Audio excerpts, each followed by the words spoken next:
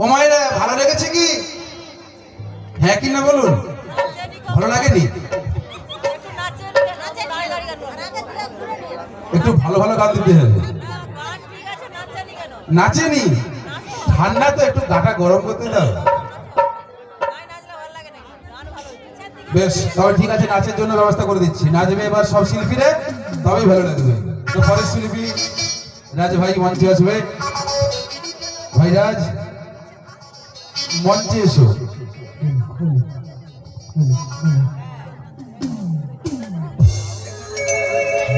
কত সাধনা